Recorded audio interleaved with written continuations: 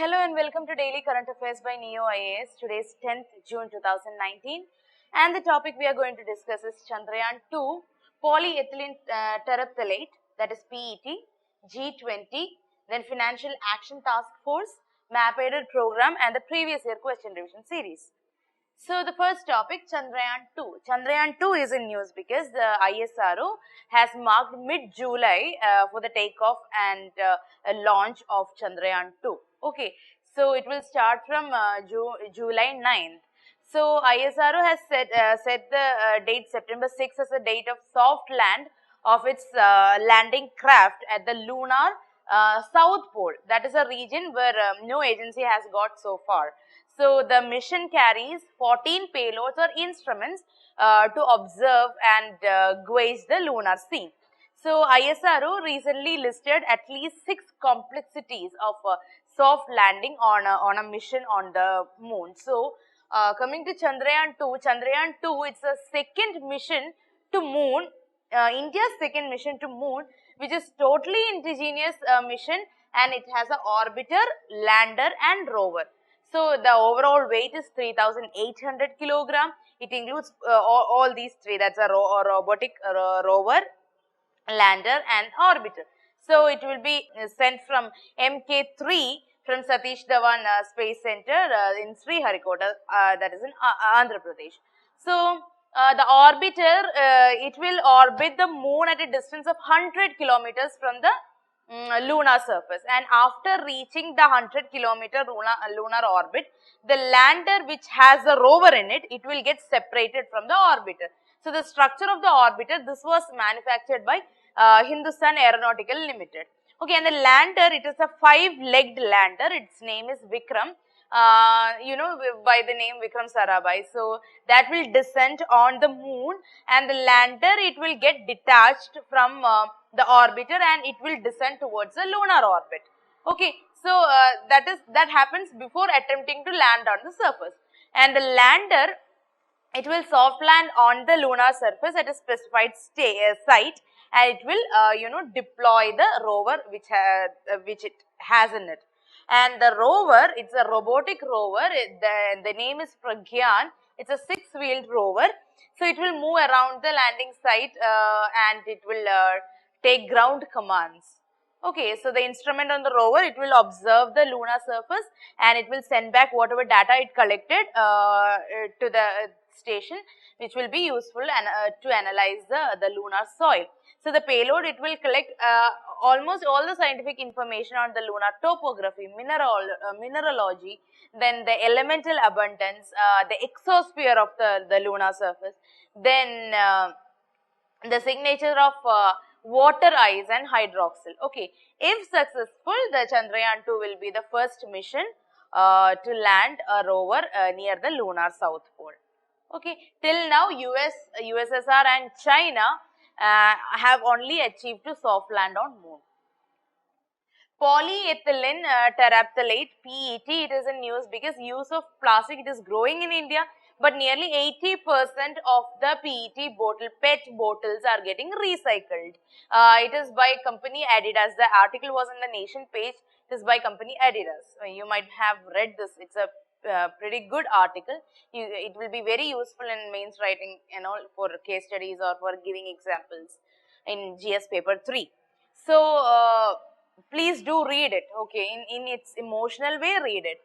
So the PET resin or PET, it stands for polyethylene terephthalate. It's a form of polyester. So it's just like a clothing fabric.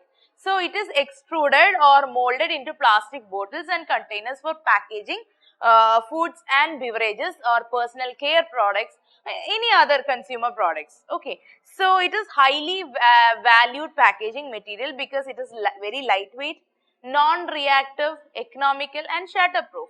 So it's like glass. PET is also very hygienic, strong, and it is resistant to attack by microorganisms, and it does not contain any dioxins, nor it can produce any dioxins. Okay, so and it is it's very soft compared to other types of plastics. So this is safe for food, beverage, personal care, pharmaceutics, anything.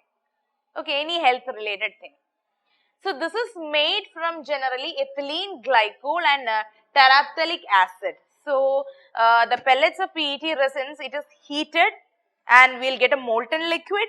This is molded into any shape we want, and the PET, it was first synthesized in US, okay, during mid 1940s by some chemist. Okay, they were searching for polymers to make new textile fibers, and they found out this. Okay. G20 is in news because the group of 20 finance ministers, they agreed to compile common rules to close loopholes by the global tech giants such as Facebook to reduce their corporate taxes. So G20, it's a group of world's major economies that seeks to develop global policies to address whatever present challenges are there about economy or the economic market. So G20, it's made of 19 countries plus European Union. I know everyone is very familiar about G20 countries, but still, if you get a question on G20 countries, statement based question, you'll be confused. So even if you see a similar topic or already read topic, do not ignore it. Read it again so that you have that clarity. Okay. So coming to G20, it is been made by G7 finance ministers and central bank governors in 1999. So they thought there is a need for more inclusive body, especially for addressing the financial challenges, because G7 countries address everything. So they want a dedicated body, a dedicated inclusive body in order to maintain the world's financial challenges. So that's why they created G20. Okay, so G20, it has a major role in building consensus building at a higher political level, and they represent all the inhabited continents, 90% of the global economic output and 2/3 of the world's population and 80% of the international trade. Okay, and the Japan will be hosting the summit in 2019 of the G20 summit, and Saudi Arabia in the next year, that's in 2020. The first summit was in United States in 2008. Okay, so the members are Argentina, Australia, Brazil, Canada, France, Germany, India, Indonesia, Italy, Japan, Mexico, Russia, Saudi Arabia, South Korea, Turkey, UK, United States, China, South Africa and European Union. These are the permanent members, and they are represented by the European Commission and the European Central Bank, the European Union. Okay, and Spain attends the G20 summit as a guest, permanent guest. Okay, and they also have coordination with international organizations like WTO, OECD, ILO, then IMF, World Bank. Okay. Next is Financial Action Task Force.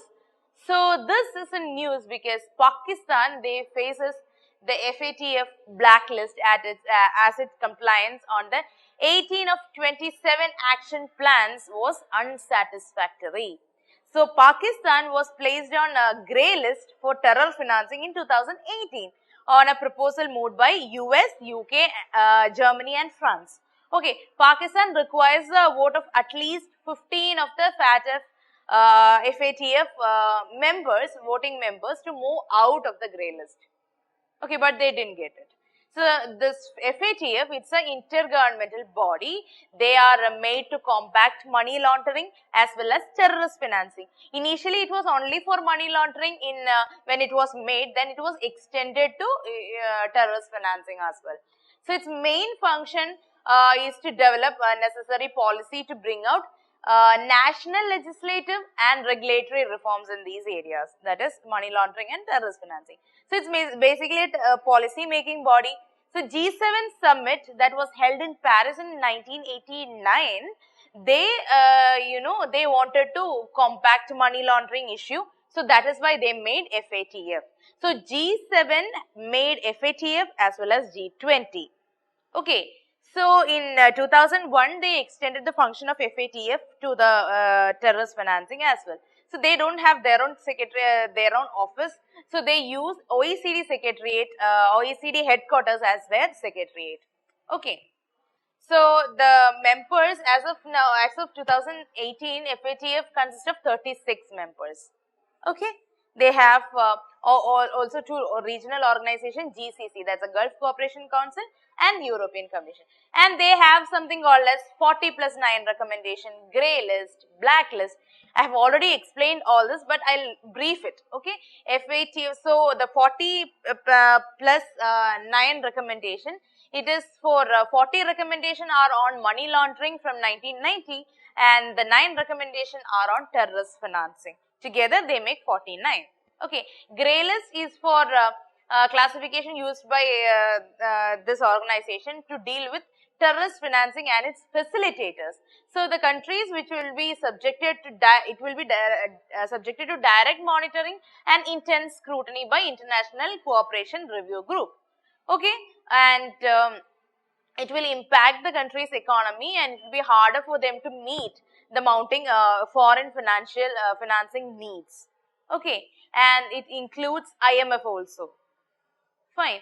And the blacklist, it is like non-cooperative countries or territories, commonly in the blacklist. It lists the countries which it judges to be non-cooperative in the global fight against money laundering and terrorist financing. So, Pakistan is currently in blacklist. In map-aided program, we have national parks of Madhya Pradesh. There are 9 national parks in Madhya Pradesh. All are famous national parks, so you have to be pakka sure about all the 9 national parks. The first one is Kanha National Park. It has a huge amount of Royal Bengal tigers along with leopards and Barasingha. Then Rudyard Kipling, he wrote a Jungle Book based on this national park, inspiration from this national park. Bandhavgarh National Park, it is believed that the white tigers were first found in Bandhavgarh, and it was the hunting ground for Maharajas. So, the Bandhavgarh fort is also inside this national park.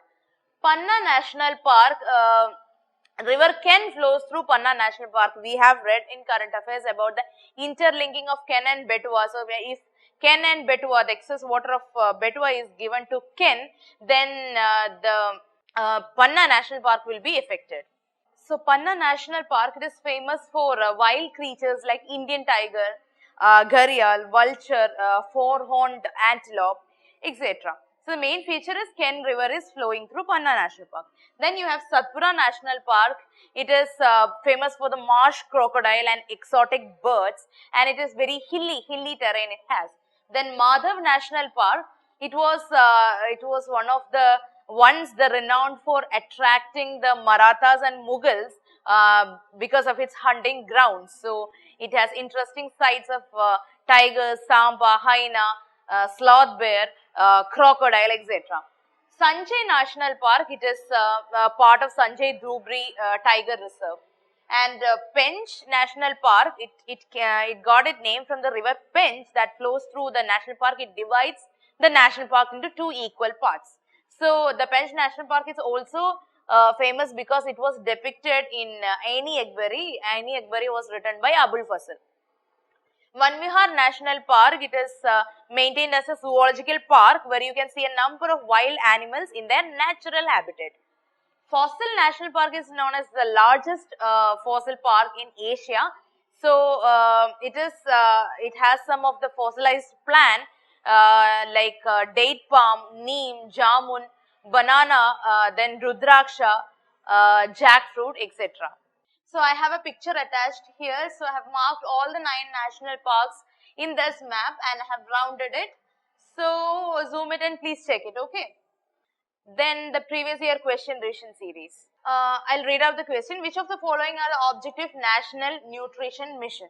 To create awareness relating to malnutrition among pregnant women and lactating mothers, to reduce the incidence of anemia among young children, adolescent girls and women, to promote the consumption of millets, courses, cereals and unpolished rice, to promote the consumption of poultry eggs. So, the consumption of poultry eggs is not a objective under National Nutrition Mission. So, we can eliminate that option. Then the remaining option is 1, A and B.